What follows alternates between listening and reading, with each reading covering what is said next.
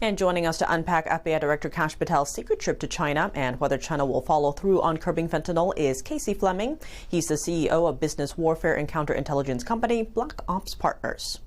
Fleming, thank you so much for joining us. Great to have you back on the show. Thanks for having me.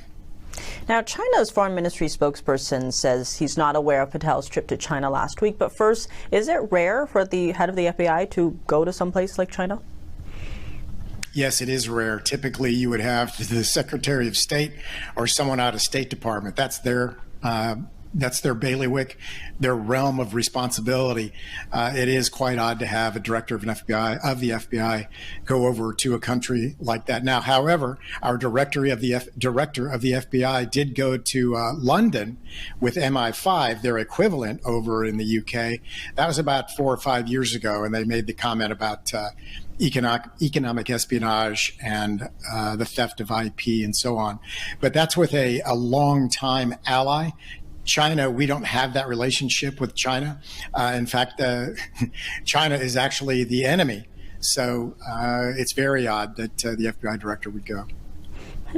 Now, China's Commerce Ministry did announce on Monday that the country will make adjustments to the catalog of drug-related precursor chemicals, and it will now require licenses to export certain chemicals to the United States, Canada, and Mexico. It also underscored that export or shipping chemicals to certain high-risk countries like the United States could face criminal risks. What do you make of this? Why would China agree to do something like this?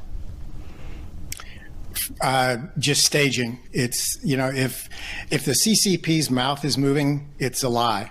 So what you'll see this happen for probably 90, 120 days, and then it'll ramp right back up. Don't forget, Trump did this before in his previous administration. They did it for about 90 days and they came back. The whole thing came back. And as you pointed out, China does have a history of breaking promises or not keeping its word. So given that, what kind of pressure points did the U.S. have this time to kind of enforce this follow through by China on the issue of fentanyl? Well, the threat is the tariffs, and the tariffs really do affect China because their economy is in the tank, and they need that revenue coming in, the counted, predictable revenue coming in from the United States and the West. But the way to really affect them is to hit them with tariffs, and at the same time, the double-edged sword is to reduce our exposure to China, which we should be doing anyway. If you remember, a couple of weeks ago, China showed their hand with rare earth minerals. That is something that they've been planning for 30 years. They've been building that cornering the market on that for 30 years. And then they showed you your hand. They showed the hand to the United States, but the entire world. So anybody who thinks that they're a trading partner, yeah, on the surface they're a trading partner, but they're an absolute enemy. And just looking at the rare earth incident as well. What can, say, the average Joe on the street do now? Well, your government has been handling it, but actually they haven't. It just keeps getting worse, and all of this keeps getting worse and worse. So what Americans can do, number one, stop buying products from China.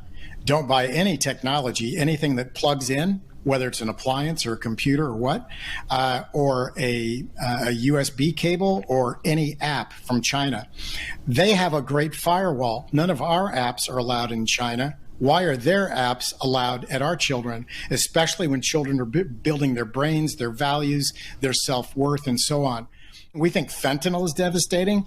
How about destroying somebody's mind so they're just, just a zombie and ready for taking over and ready for your enemy's narrative to take them over and say, these guys are great. I hate America. I hate the United States. I hate our rights. I hate everything, our government. I hate everything about America. So why not? Let's try these new guys coming in. We haven't tried it before. And incidentally, just from a historical perspective, there has been no instance of Marxism, socialism, or communism ever being successful in history. Well, Fleming, as always, thank you so much for joining us. Thank you for having me.